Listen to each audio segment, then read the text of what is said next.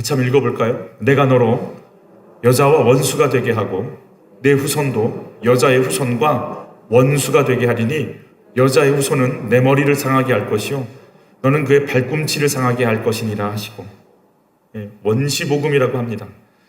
뱀의 머리를 밟아버릴 한 메시아가 여자를 통해 이 땅에 나오게 될 것이다.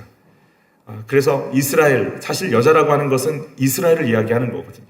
하나님의 언약이 그들에게 담겨져서 결국은 그들을 타고 약속하신 메시아가 이 땅에 와서 하나님의 역사를 이루는, 결국은 또 남자의 씨가 섞이지 않은 마리아를 통해서 이 땅에 오시는 것까지 보여주시면서 사단의 권세를, 머리를 박살내시는 예수님의 영적인 승리를 보여주시는 거죠. 그래서 이스라엘 사람들의 마음 가운데 내 대에서, 내 가정을 통해서 예수님, 즉 그리스도 메시아가 오는 길을 멈추어지면 안 된다라고 하는 간절함이 있습니다. 우리 가문, 우리 집이 왜 아이를 낳아야 되는가? 예수님께서 오셔서 우리 집을 통해서 계속해서 구원이 진행되어 나가야 되기 때문에 우리 가문, 우리 집안을 통해서 대는 끊어지면 안 된다라고 하는 그 목마름들을 가지고 있는 영적인 갈급함들을 가지고 있는 거죠. 뭐 이건 동서고금을 막론하고 대가 끊기는 건 곧 그 집안이 사라지는 거기 때문에 자기의 종족 번식, 자기의 후세를 남기는 건 아주 자연스러운 일이겠지만 이스라엘 안에는 그런 자연스러운 것과 결부해서 영적인 사명까지 같이 주고 계신 거거든요. 그래서 이스라엘의 여자들에게 있어서는 자기 대에서 대가 끊어지지 않는 것에 대한 간절함이 있는 것이죠. 이 개념이 정리가 되어야 우리의 삶도 정리가 됩니다. 내가 왜 결혼하나? 내가 왜 아이를 낳아야 되나? 나는 왜 다른 사람을 전도해야 하고 왜 그 사람을 양육해서 세워야 하나? 이 개념이 정리가 되어야 내 삶도 같이 정리가 되는 것이죠. 오늘의 이야기는 유다에 대한 이야기입니다.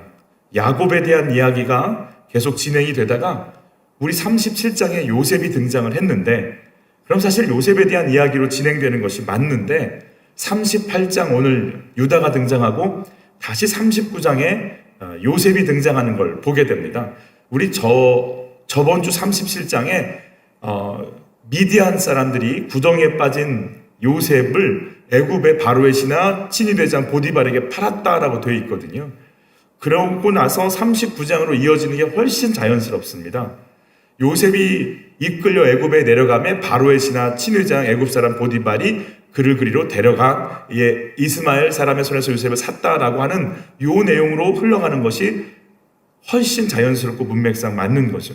그러나 오늘 저희가 요셉을 보면서 느끼는 건 정말 요셉은 구원자 같잖아요. 요셉이 이 모든 하나님의 언약을 이룰 당사자 같은데 하나님은 이 멋있고 야무지고 그 온 민족과 온 가족들을 용서하고 살려낸 요셉을 통해 구원 사역을 이루는 게 아니라 유다를 통해서 구원 사역을 이루시려고 하는 하나님의 계획이 있다는 걸 알려주시려고 일부러 유다의 이야기가 요셉의 이야기 한가운데 파고 들어오는 것을 보여주십니다. 왜 유다가 하나님께 쓰임을 받는지, 왜 유다가 하나님의 통로가 되는지를 오늘 본문을 통해서 저희가 배우게 되실 건데요. 첫 번째, 유다가 오늘 방황하고 있는 것으로 시작을 합니다. 1절 같이 받을게요. 그 후에 유다가 자기 형제들로부터 떠나 내려가서 아둘람 사람 히라와 가까이 하니라. 유다가 아버지 야곱을 떠났다라는 것이 훨씬 더 이 주체가 바로 야곱이니까 아버지를 떠났다고 표현하는 게 맞을 텐데 자기 형제들을 떠났다 이렇게 표현하는 거죠. 이 말 속엔 떠남이 누구로 인합니다.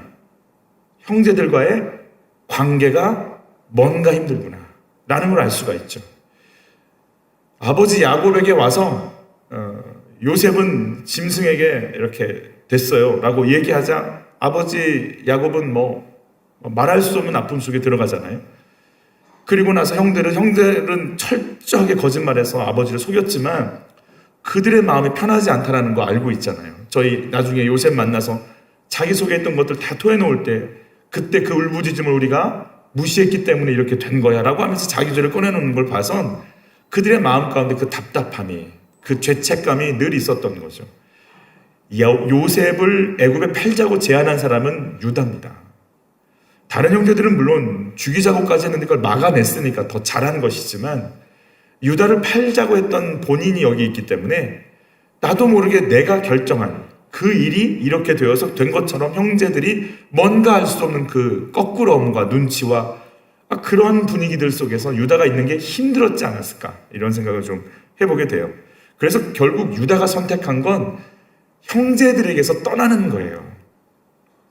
아유, 내가 그런 꼴 보려면 꼭 그렇게 나가서 예배 드려야 되나? 이런 마음 가지고 가끔씩 교회 멀리 할 때가 있거든요. 그런데 그러면 내 믿음이 막 좋아질 것 같고 내가 막 깊어질 것 같은데요. 그렇지 않습니다. 내가 거기서 떠나면 뭔가 내가 새로운 삶이 열릴 것 같은데 그렇지 않습니다. 마이너스 안 되는 게 다행이죠. 유지하는 게 능력일 겁니다. 코로나를 통해서 저희가 방송 예배를 통하지만 이렇게 들어도 되네, 이렇게 들어도 더 좋네 라고 얘기하지만 사실은 교제, 공동체 안에서의 섬김, 그 아픔을 나누는 기도, 함께하는 삶이 없는 상태에서 우리 믿음이 성장한다는 거 그렇지 않습니다. 그렇게 될 수가 없습니다. 결국 유다는 믿음의 공동체를 떠납니다. 떠나서 가는 곳은 아둘람 사람 히라라고 하는 사람과 같이 어울리는데요. 히라라고 하는 뜻이 찬란함이라는 뜻이더라고요. 그러니까 히라라는 사람을 보니까 가나안 사람인데 돈도 있고 센스도 있고 옷도 잘 입고 유머러스하고 관계도 좋고 반짝반짝 빛나고 톡톡 튀는 아이디어도 있고 그가 가자고 한 곳에 가서는 맛집도 많이 알고 있고 가자고 한 곳은 풍경도 좋고 그가 가자고 하는 곳을 따라가니까 뭐 볼거리도 많고 찬란한 거예요. 오, 좋다. 이야, 이 사람 괜찮다. 그리고 가나안 사람 히라와 함께 같이 이제 삶을 나누는 삶을 유다가 시작을 하게 됩니다. 그러면서 그와 함께 거하면서 그의 가치관이요, 가나안 사람들의 가치관 속으로 젖어 들어가고 있는 걸 보게 돼요. 2절부터 우리 5절까지 같이 읽을게요. 유다가 거기서 가나안 사람 수아라 하는 자의 딸을 보고 그를 데리고 동침하니 그가 임신하여 아들을 낳음에 유다가 그의 이름을 엘이라 하니라. 그가 다시 임신하여 아들을 낳고 그의 이름을 오난이라 하고 또 그가 또 다시 아들을 낳고 그의 이름을 셀라라 하니라. 그가 셀라를 낳을 때에 유다는 거십에 있었더라. 수아라는 뜻이요, 부자란 뜻이래요. 아내를 맞이했는데 그 여자의 이름은 나오지도 않고 수아의 딸이라고 나오는 걸 봐서는 수아라는 자의 딸, 부자 딸, 부잣집 딸. 그러니까 가나안의 어떤 그 모든 게 젖어 들어 있는 거예요. 돈 많고 예쁘고 정욕을 따라가고 즐겨도 괜찮고 마음껏 누릴 수 있는 집. 그쪽으로 지금 유다가 장가를 간 거예요. 결혼을 했다라고 볼 수가 있는 거예요. 내 정욕을 채워줄 수 있는 사람. 부잣집의 화려한 여자한테 결혼한 거. 그러면서 아마 유다의 마음속엔 집을 떠나오면서 억지로 떠난 거잖아요. 나도 채색 옷 입을 수 있어. 나도 돈 벌어서 그런 차 타고 다닐 거야. 나도 이번에 돈 벌어서 그런 평수에 살 거야. 이런 소원이 있었을지도 모르겠어요. 이런 믿음의 가정들이 결혼을 한다는 게 얼마나 중요한 일인지. 사실은 아버지 아브라함이 이삭을 결혼시킬 때 그 종에게 얼마나 신신당부합니까? 그리고 그 종이 얼마나 기도하면서 그 아내를 리브가를 데려오나요? 여러분, 야곱이 결혼할 때 그 대가를 얼마나 치러가면서 몸부림치며 결혼을 합니까? 우리의 결혼이 그냥 좋은데 내 욕구를, 내 정욕을 내가 하고 싶은 걸 다 해줄 수 있을 것 같은 사람인데라고 쑥 들어가면 안 되는 거예요. 묻고 고민하고 아파하고 기다리고 묻고 또 기다리고 주님께 또 묻고 또 묻고 기다리고 뭐가 빠져나가야 될지, 뭐가 정리되어야 될지, 뭘 내려놔야 될지를 계속 주님 앞에 가지 않으면 안 되는 게 결혼인데, 유다는 그냥 봐가지고 돈 많아? 교회 자랑할 거야.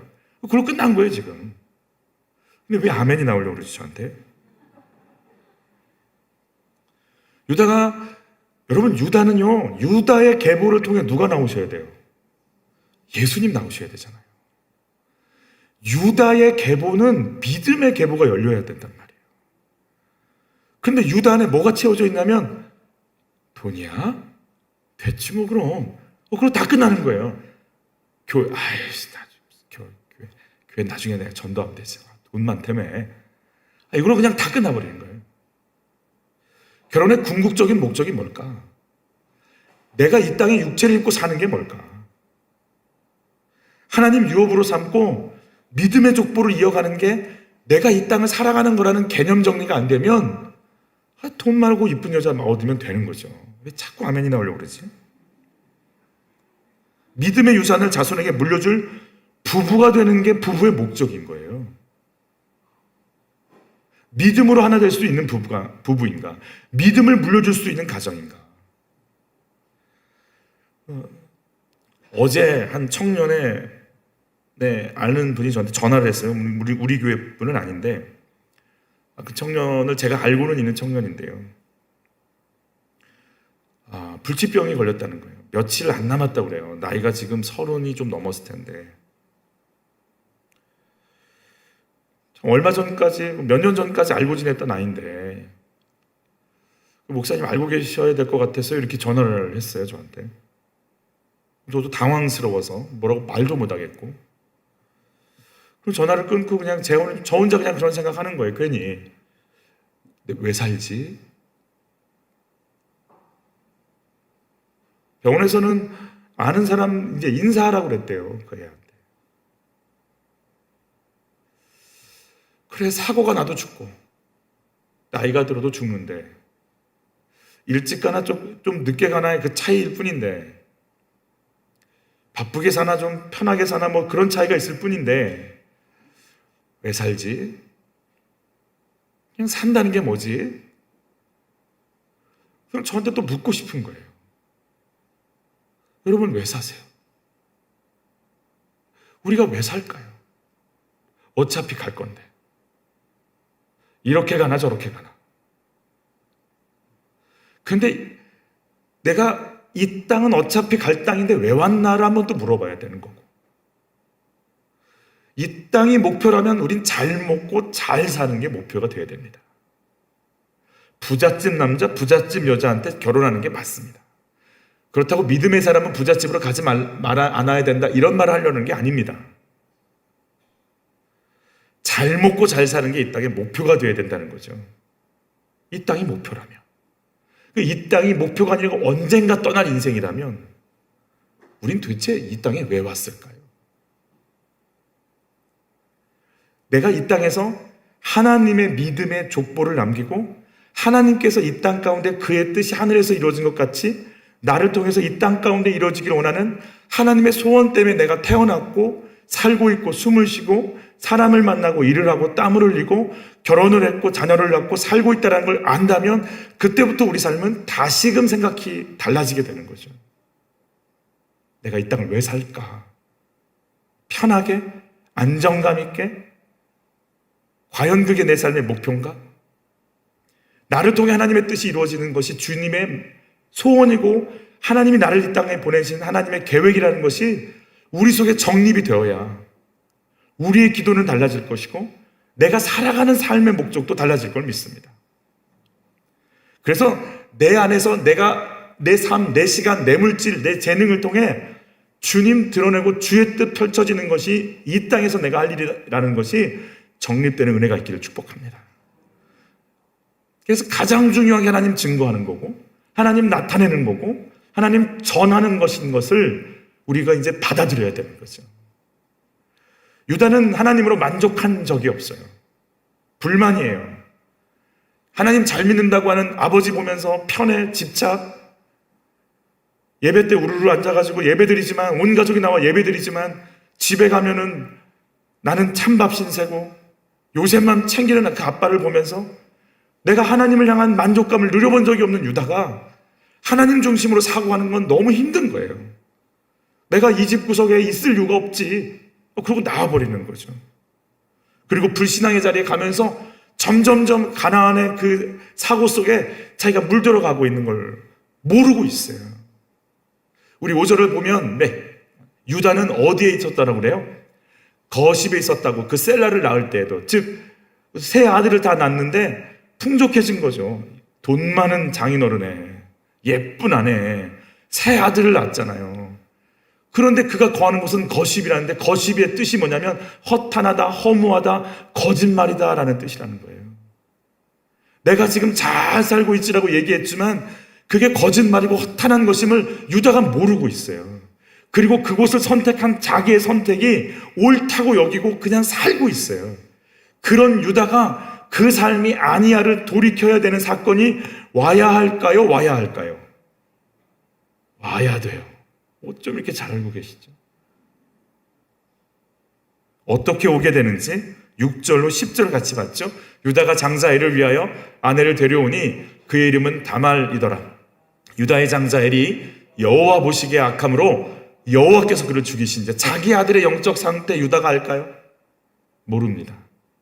여기에 대해서 유다의 장자가 죽어가는 것에 유다가 막 가슴 아파했다는 기록이 없어요. 또 읽어볼까요? 유다가 오난에게 이르되 내 형수에게로 들어가서 남편의 아우된 본분을 행하여 내 형을 위하여 씨가 있게 하라. 오난이 그 씨가 자기 것이 되지 않을 줄 알므로 형수에게 들어갔을 때 그의 형에게 씨를 주지 아니하려고 땅에 설정함에 그 일이 여호와 보시기에 악함으로 여호와께서 그도 죽이시니 그랬어요. 두 아들이 하나님이 죽이시는 사람이 되는 거예요.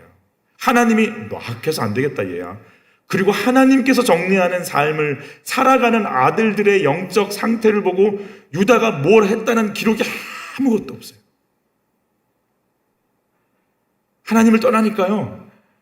이걸 내가 어떻게 해야 될지, 내가 울어야 될지, 몸부림을 쳐야 할지, 훈계를 해야 할지, 살려내야 할지 하나님 앞에 나가서 물어봐야 되는 어떤 것도 유다에게 영적인 어떠한 센서가 작동하지 않는 상태가 됐어요.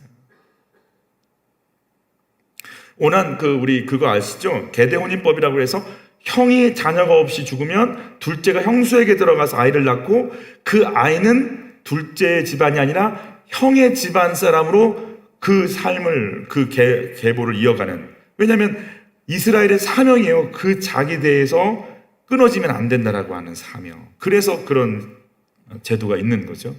그래서 둘째 오난이 형수에게 들어갔는데 형수에게 씨를 주지 않습니다. 땅에 설정합니다.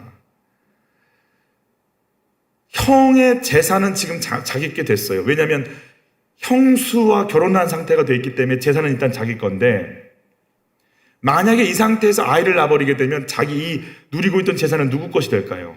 그 아이께 되는 거예요. 그러니까 형수와 육체적인 쾌락은 누려도 씨를 줘서 가문을 이어가기에는 하기 싫어요. 하나님 그걸 악하다라고 여기시는 거예요. 여러분, 오난이 그럼 안 하면 되지요. 안 할 수 있어요. 그게 룻기에 나오잖아요. 보아스에게 기업 무르기가 넘어가는 거. 그러려면 신을 벗고 뺨을 맞고 막 그런 수치스러움을 당하면 넘어갈 수 있어요. 근데 오난은요, 수치스러움도 당하기 싫고 쥐고 있던 재물은 갖고 싶고 육체의 쾌락은 누리고 싶고, 그러니까 하나님의 어떠한 계보를 이어가보려는 마음은 없고, 그러니까 하나님 보시기에도 악하다라고 얘기해 주시는 거죠. 우리 11절에 그래서 유다, 여러분 이럴 정도 되면 큰아들이 죽었고 둘째가 죽었습니다. 유다가 자기가 데려온 다말이 어떻게 보일까요? 새벽에도 공교롭게도 그런 단어를 써서 정말 죄송합니다. 이런 단어를 써서 죄송합니다. 이런 경우는 뭐라고 표현합니까? 이런 여인을. 그런 여인이라고 표현하죠. 뭐 잡아먹었다 이렇게 표현. 셋째를 주고 싶을까요? 조심스러운 거죠. 뭔 일이 저 여자 들어와서 우리 집이 되는 게 없다. 자, 유다는요, 자기 아들들의 악이 보이나요? 안 보입니다. 누구 때문에 이렇게 된 것 같은가요? 꼭 다말 때문에 된 것 같은 거예요. 그래서 다말한테 줄 수가 없어요. 내 아들들의 악인 것을 몰라요. 그게 인정이 안 되고 그냥 다말이 문제인가? 그리고 다말을 설득해서 친정에 보내는 걸로 정리합니다. 같이 읽죠. 유다가 그의 며느리 다말에게 이르되 수절하고 내 아버지 집에 있어 내 아들 셀라가 장성하기를 기다리라 하니 셀라도 그 형들같이 죽을까 염려함이라. 다말이 가서 그의 아버지 집에 있으니라. 그리고 안 주는 거예요. 그냥 그렇게 살라는 거죠. 그리고 나서 이제 유다의 상태, 유다의 모습이 보이지 않는데요. 유다가 그 모습을 또 보지 못하니까, 두 아들을 데려가도 보지 못하니까 하나님께서 이제 유다를 또 건드리시는 사건이 계속 등장합니다. 12절, 13절 같이 볼까요? 얼마 후에 유다의 아내 수아의 딸이 뭐한지라? 자, 아내도 갔어요. 아들도 가고 아들도 갔어요. 아내도 갔어요. 이게 참 참 남편이 유다가 참 외롭게 된 거예요. 그러니까 유다가 위로를 받은 후에 그의 친구 아둘람 사람 히라와 함께 딥나로 올라가서 자기의 양털 깎는 자에게 이르렀더니, 양털을 깎을 때는 축제라고 그럽니다. 우리 추석 때 같은 때예요. 우리 가을은 풍성하듯이 양털 깎는 때는 아주 이게 양털을 팔아서 뭐 돈을 남기고 아주 축제가 벌어지는 날이라고 그러죠. 하여튼 겸사겸사 양털도 깎고 스트레스도 풀고 아내도 잃고 아들도 잃은 그 마음을 위로받으려고 간 것 같아요. 그런데 그걸 누가 알려줍니다. 어떤 사람이, 13절 같이 봤죠. 어떤 사람이 다말에게 말하되 내 아버지 시아버지가 자기의 양털을 깎으려고 딥나에 올라갔다 한지라, 이러고 또 알려주는 거예요. 그러니까 다말의 상황을 동네 사람들이 아는 거죠. 어떤 상황에 있어서 왔는지를 다 알고 있어요. 그래서 야, 시아버지가 저기 왔던데, 너희 시아버지 왔던데, 이렇게 얘기해 주는 거죠. 자, 유다의 지금 모습 좀 체크가 좀 되시나요? 믿음의 공동체를 떠났어요. 불신 결혼했어요. 악을 행하고 있는 자녀들을 어찌할 바 모르고 그냥 방치하고 있어요. 그리고 본인이 지금 그 믿음의 계보를 이어갈 생각이 없어요.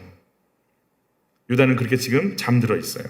근데 아내까지 죽어버렸어요. 지금 슬퍼해야 되는데 뭐 양털을 깎고 돈을 벌어야 되니까 올라온 것 같아요. 히라는 찬란함이라고 말씀드렸죠. 그 찬란함 속에서 자기의 상태를 보지 못하는 거죠. 다말은 지금 어떤 계획을 짰는지 읽기가 좀 부끄럽지만 읽어야 돼요. 14, 15절 같이 읽어요. 그가 그 과부의 의복을 벗고 너울로 얼굴을 가리고 몸을 휩싸고 딥나 길 곁 에나임 문에 앉으니 이는 셀라가 장사함을 보았어도 자기를 그의 아내로 주지 아니하였으므로 말미암음이라. 그가 얼굴을 가리었으므로 유다가 그를 보고 창녀로 여겨 그랬어요. 여러분, 창녀로 여겨서 누구의 씨를 받겠다라는 거예요? 지금 시아버지 씨를 받겠다라는 거예요. 이걸 어떻게 해석을 해야 돼요? 성경을 읽어야 돼요. 읽지 말라고 그래야 돼, 애들한테. 여러분, 유다는 먼저 풍성한 돈을 버는 시간이 됐잖아요. 양털을 깎아서. 여러분, 풍성해졌어요. 보너스도 나오고 뭣도 나와서 막 풍성해졌어요. 그러면 믿음의 사람이면, 예수님이 오는 족보라면 하나님께 감사해야 될 텐데 스트레스 풀러 창녀한테 가는 거예요. 여러분이 돈 받으면 어디 가세요? 보너스가 막 나오면 어디 가세요? 보너스를 받은 적이 없다고요? 좀 주면서 그런 얘기 했으면 좋겠다고요? 여러분, 아버지를 보니까요, 엘과 오난이 왜 하나님 보시기에 악했는지가 이렇게 느껴지지 않습니까? 그냥 시간 되고 삶이 되면 이렇게 육체를 위해서 이제, 그래서 하나님 보시기에 그러니까 아버지, 그리고 다말이 이렇게 변장하면 시아버지가 나한테 올 거라는 걸 다말이 안다라는 것은 시아버지의 삶을 아는 거예요, 모르는 거예요? 아는 거죠. 아버지의 그 삶의 패턴을 아는 거 아니에요? 우리 16절부터 18절까지 같이 읽습니다. 길 곁에서 그에게 나아가 이르되 청하건대 나로 내게 들어가게 하라 하니 그의 며느리인 줄을 알지 못하였습니다. 그가 이르되 당신이 무엇을 주고 내게 들어오려느냐? 유다가 이르되 내가 내 떼에서 염소 새끼를 주리라. 그가 이르되 당신이 그것을 줄 때까지 담보물을 주겠느냐? 그 당시에 이게 화대가 염소 새끼였다고 그래요. 18절 유다가 이르되 무슨 담보물을 내게 주랴? 그가 이르되 당신의, 자, 그가 이르되는 그는 다말이죠. 다말이 뭘 요구하는지 보는 거예요. 도장과 그 끈과 당신의 손에 있는 지팡이로 하라. 유다가 그것들을 그에게 주고 그에게로 들어갔더니 그가 유다로 말미암아 임신하였더라 그랬어요. 도장, 끈, 지팡이. 도장은 인장 반지라고 그래요. 모든 공문서에 자기의 인장을 이게 찍어서 이게 내가 계약한 거고 내 거다라는 사인을 주는 건데, 대부분 그걸 어떻게 손에 차는 게 아니고 목에 걸어서 목걸이화 해가지고 걸고 다녔다라는 거예요. 그 끈과 그 반지와 인장 반지와 지팡이는 권위를 상징하거든요. 그 지팡이 달라는 거예요. 그러니까 유다에게 있어서의 모든 권위를 나한테 넘겨달라는 거죠. 영적인 권위 내가 갖겠다라는 의미가 담겨져 있다는 걸 볼 수 있어요. 넘겨주지 않아야 될 걸 유다가 지금 넘겨주는 거예요. 이제 이 집안의 구원을요, 누가 잡냐면 가나안 여자 다말이 딱 잡고 가는다라는 걸 보여주고 있는 거죠. 우리 19절로 23절 같이 봤습니다. 그가 일어나 떠나가서 그 너울을 벗고 과부의 의복을 도로 입으니라. 유다가 그 친구 아둘람 사람의 손에 부탁하여 염소 새끼를 보내고 그 여인의 손에서 담보물을 찾으라 하였으나 그가 그 여인을 찾지 못한지라. 그가 그곳 사람에게 물어 이르되 길 곁에 에나임에 있던 창녀가 어디 있느냐? 그들이 이르되 여기는 창녀가 없느니라. 그가 유다에게 돌아와 이르되 내가 그를 찾지 못하였고 그곳 사람도 이르기를 거기에는 창녀가 없다 하더이다 하니라. 같이 있습니다. 유다가 이르되 그리고 그것을 가지게 두라. 우리가 뭘 당할까? 부끄러움을 당할까 하노라. 내가 이 염소 새끼를 보냈으나 그대가 그를 찾지 못하였느니라. 자, 내가 부끄러운 일을 한 걸 알아요, 몰라요? 알아요. 부끄러운 일을 한 건 아는데 회개를 해요, 안 해요? 안 해요. 그냥 덮어두고 싶어요. 왜냐하면 다 그렇게 사니까. 히브리 사람으로 이렇게 살면 안 된다는 거 알아요. 그런데 다 그렇게 사니까 이게 창녀가 아니라면 내가 누구랑 잔 거예요, 도대체? 유부녀랑 잔 건가? 이거 들키면 큰일 나겠네? 덮어. 그러면서 맨 아랫줄 다시 읽어요. 새끼를 보냈으나 그대가 그를 찾지 못했다. 자, 못 찾은 건 누구 탓인 거예요? 네 탓인 거죠. 자, 여기서 이게 무슨 사건이지? 하나님께 묻는다거나 주여 내가 이런 일을 왜 당했나요? 하나님을 찾는다거나 그런 게 없어요. 이 사건이 일어났으니까 누가 잘못이야 또? 친구 잘못이야. 못 찾은 친구 잘못이야. 아들들이 죽은 건 누구 잘못이고? 다말 잘못이고. 내가 그 믿음의 집을 떠난 건 누구 잘못이고? 형제들 잘못이고. 자, 자기 상태가 보여요, 안 보여요? 하나도 안 보이는 거예요. 옆에 분들과 인사하시죠. 누구 잘못인 것 같니? 물어보세요. 시작. 누구 잘못인 것 같으세요?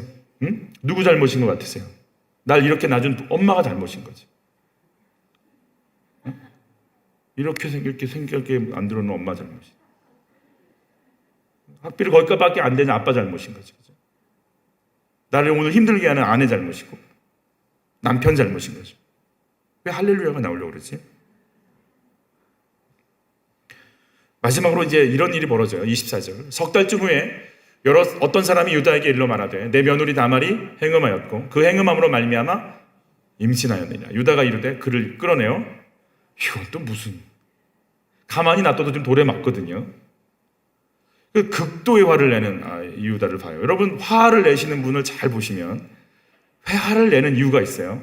그 죄가 있기 때문에 그래요. 본인도 음란하잖아요, 지금. 그러니까 본인의 음란을 감추어야 되니까 더 큰 화를 내줘야 내 음란이 좀 사라지는 거죠. 남의 잘못을 드러내줘야 내가 좀 깨끗해지는 거거든요. 놔둬도 죽습니다, 며느리.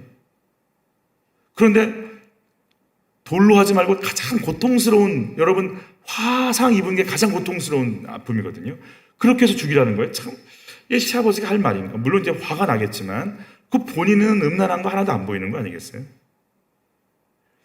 그러면서 아주 그냥 이렇게 다말이 한마디 하죠. 이렇게 같이 읽습니다. 여인이 끌려갈 때에 사람을 보내요. 시아버지에게 이르되 그 물건 임자로 말미암아 임신하였나이다. 정하건대 보소서 이 도장과 그 끈과 지팡이가 누구의 것입니까? 여러분 같으면 뭐라고 얘기하시겠어요?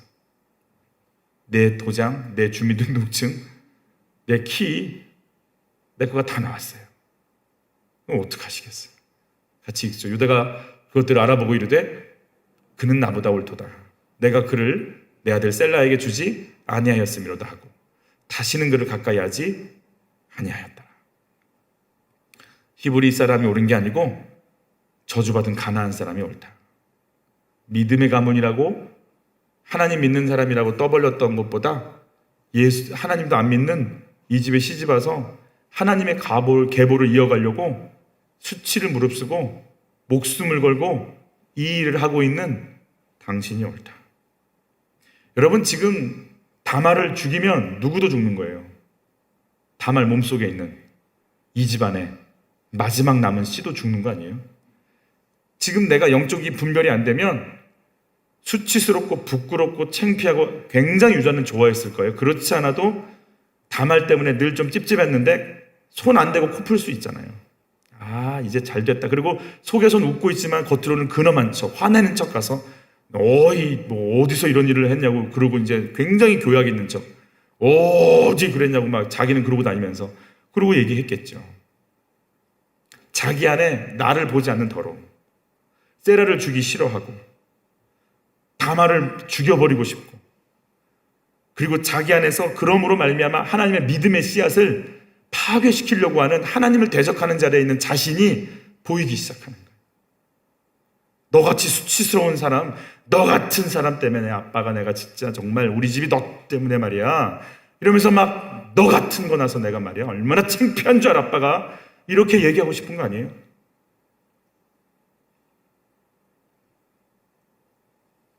그런데 그게 눈 떠보니까 그 창피와 수치스러움이 하나님의 구속사를 정확하게 내가 맡고 있는 나를 보는 거예요. 같이 한번 읽어보죠. 아브라함이 여호와를 믿으니 여호와께서 이를 그의 의로 여기시고, 내가 하나님을 믿는 믿음이 나 안에 없다라는 걸 아는 거예요. 하나님의 나를 보낸 뜻, 하나님의 계획, 하나님의 섭리, 하나님을 인정하는 믿음이 나한테 없다. 나를 그 뜻 이루라고 이 땅에 보내셨는데 나는 그 찬란함과 물질과 정욕에 속아서 하나님의 뜻 이룰 생각 아무것도 없이 그냥 내 아들, 내 물질, 내 쾌락, 내 정욕 이것만 사로잡혀서 내가 너 죽이려고 그랬다. 그걸 막고 나의 수치스러움을 드러내줬으니 다말아 네가 옳다.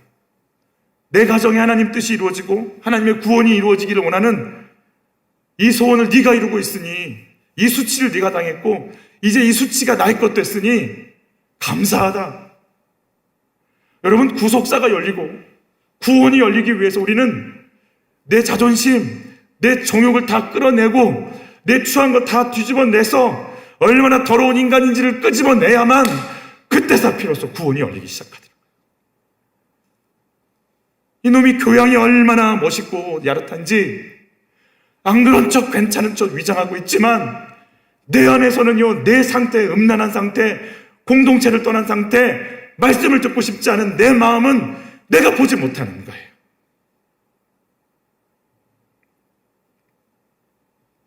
네가 어떤 수치와 모욕, 목숨을 걸고 이 일을 진행하고 있었구나.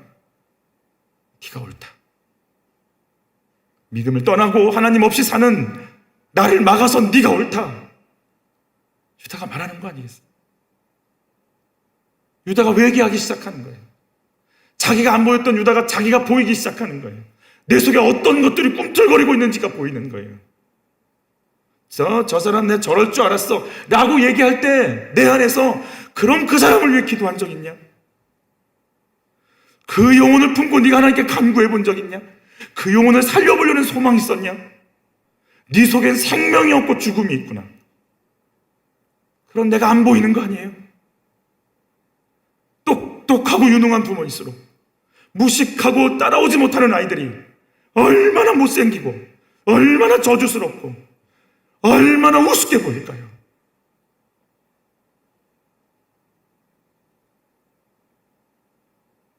같이 한번 읽어보죠.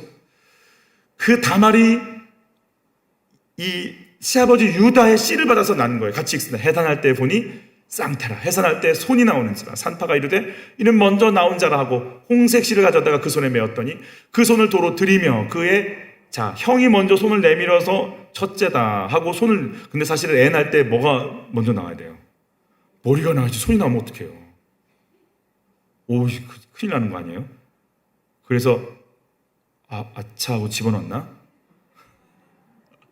그래서 첫째다 하고 붉은 줄을 맺었는데 계속 읽습니다. 두 번째 줄부터 산파가 이르되 내가 어찌하고 터뜨리고 나오느냐 하였으므로 그의 이름을 베레스라 불렀고 그의 형 곧 손에 홍색 실 있는 자가 뒤에 나오니 그의 이름을 세라라 불렀더라. 뭐 형제니까 쌍둥이니까 형 동생 할 뭐 그런 것도 없겠지만 먼저 나오려고 했던 아이가 마치 하나님께서 너 말고 그리고 집어넣으신 것 같아요.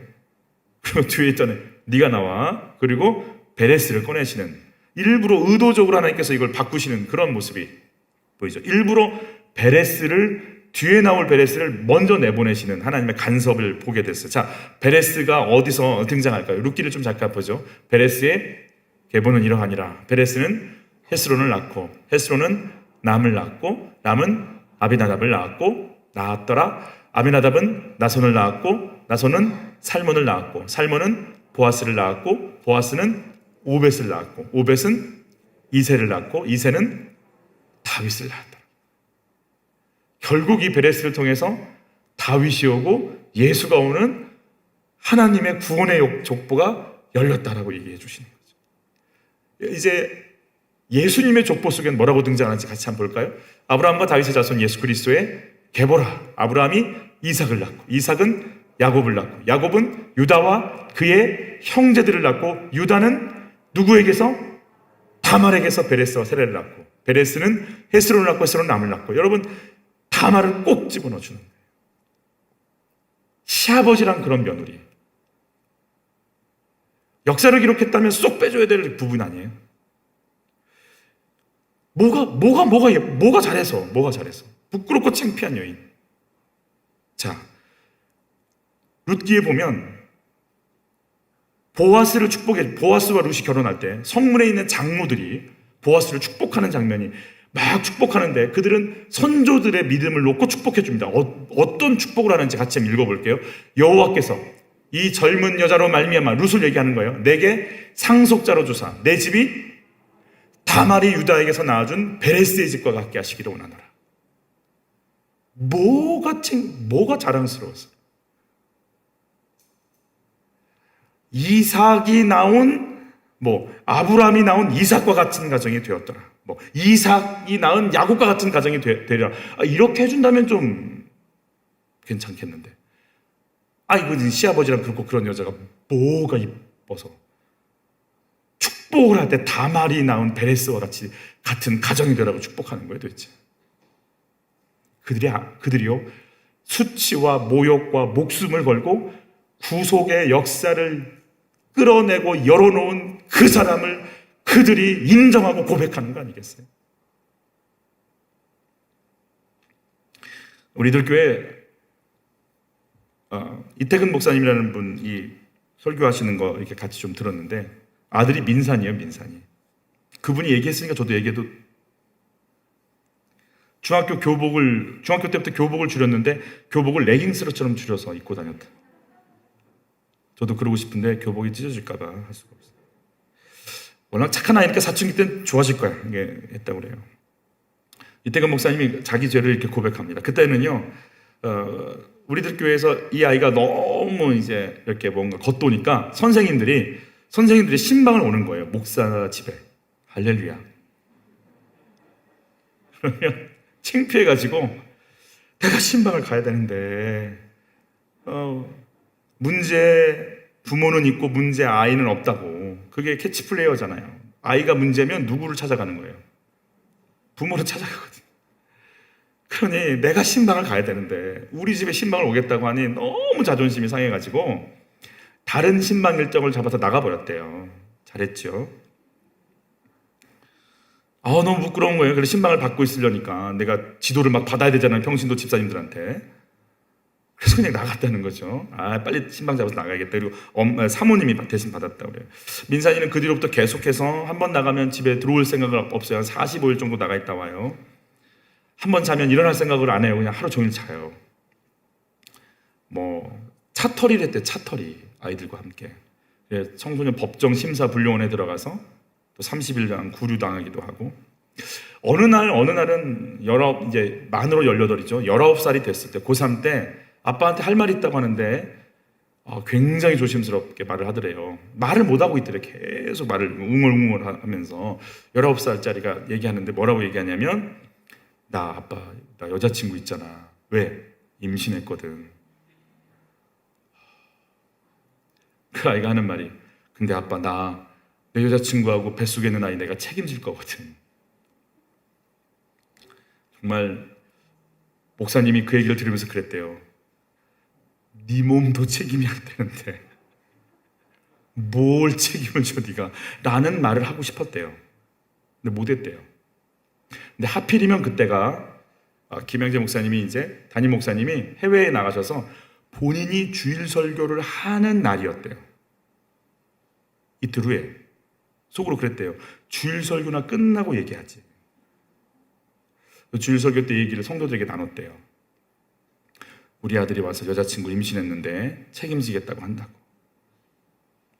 성도들이 예배를 마치고 은혜 받았다는 말을 못 알아들어요. 전부 긴장을 해가지고 가까이 오지도 못하더래요. 근데 예배는 1부, 2부, 3부까지 진행을 해야 되니까 정말 설교가 힘든 게 아니라 안내 쓰려고 서 있는데 성도들이 자기를 보는데 이게 불쌍해서 보는지 째려 보는지를 분간을 못 하겠더라니까요. 그리고 진짜 정말 침통한 마음으로 서 있는데 한 남자 집사님이 와서 그렇게 얘기하시더래요. 목사님 왜 힘들어하세요? 사람이 죽은 것도 아닌데. 그 순간 평안함이 오더래요. 그래, 죽은 것도 아닌데. 망망대해 있는데 주님이 찾아와서 자기에게 위로해 주시는 것 같아요. 아무도, 동료 목사님들도 은혜 받았다는 말을 감히 못하는 거예요. 이렇게 뭐라고 하겠어요? 거기서 뭐 잘했다고 하겠어요? 뭐라고 하겠어요? 그냥 다 긴장 상태로 어떻게 가까이 와서 무슨 어떤 말도 못하고 있는 상태에서 주님이 찾아오셔서 죽은 것도 아니잖아. 너 하나님이 네 아이 붙잡고 있잖아. 수치와 저주를 각오하려고, 당하지 않으려고 하니까 그렇게 부끄럽더래요. 그래, 내가 이렇고 내 수치가 이렇고 나 애 그렇게 키웠고 내 삶의 결론이고 이거를 고백하면서 나가려고 보니까 이걸 받아들여지더래요. 문제는 목사인 남자의 집안도 이렇게 힘든데 믿지도 않는 여자친구네 집에 어떻게 이 말을 해야 될지가 이제 답답한 거예요. 근데 아들이 용감해졌어요. 아빠 내가 가서 얘기할게 그러더래요. 얘를 보내는 게 맞나. 저녁이 돼서 전화가 왔어요. 그쪽 집에서 민건이 데려가라고. 술에 취해가지고 말을 해야 되는데 못하고 그쪽 부모님과 만나서 식사하고 술 한잔하게, 안 믿는 부모니까 남자친구 왔다고 술 한잔하게 술도 마시고 노래방도 갔는데 노래 부르다가 애가 말을 해야겠으니까 무릎 꿇고 제가 잘못했습니다. 제가 잘못했습니다. 그것만 반복하고 있으니까 그 부모님이 놀래가지고 좀 데려가라고.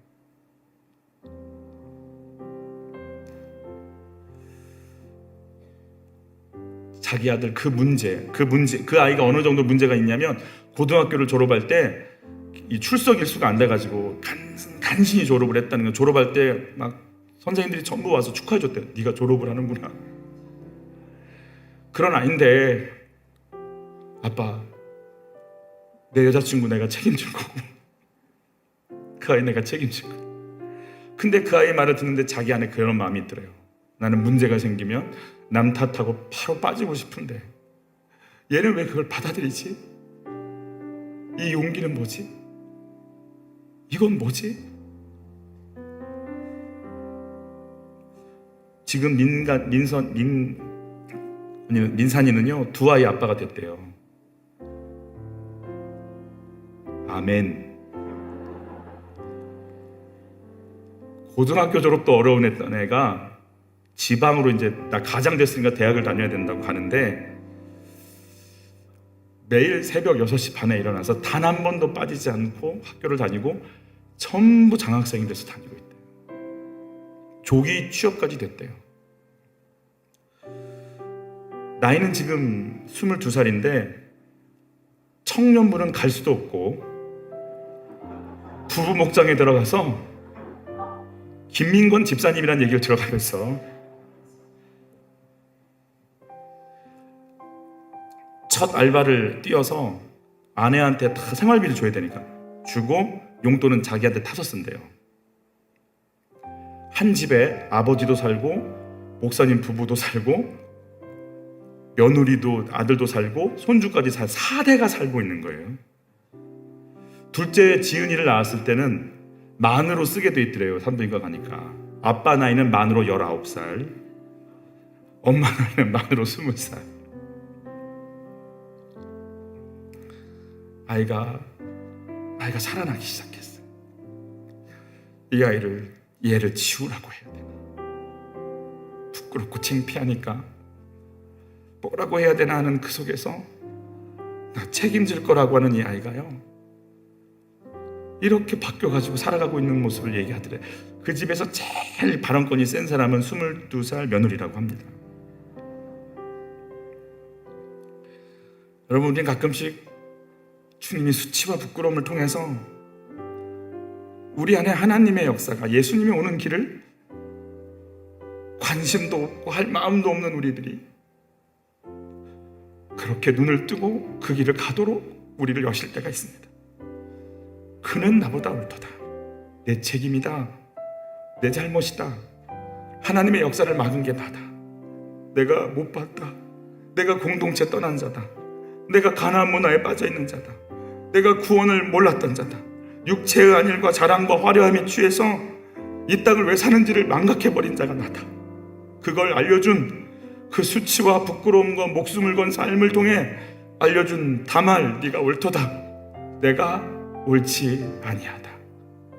이 고백이 오늘 다시금 나의 모습을 보게 하시고 내가 왜 사는지, 생명의 역사가 어떻게 진행돼야 되는지 생각하게 하시는 성령님의 간섭 속에 들어가시는 은혜가 있기를 축복합니다. 사랑하는 아버지, 도와주세요. 우리가 누구인지 가르쳐주세요. 우리 마음을 열고 주님을 향할 수 있는 삶을 열어주세요. 우리 같이 기도할 때 하나님, 내가 어디에 빠져있는지 좀 보여주세요. 하나님의 구원, 하나님의 구속, 하나님의 생명에 관심 없이 화려함, 정욕, 물질, 아버지 나 거기에 푹 빠져있는 거 아닌지 좀 보여주세요. 내가 지금 어떤 삶을 살아야 되는지 좀 가르쳐주세요. 주님, 내가 어디 있는지, 내가 지금 구속사에 대한 관심이 있는지, 예수가 오는 길을 내가 열고 있는지, 내가 어느 자리에 서 있는지를 좀 보여주십시오.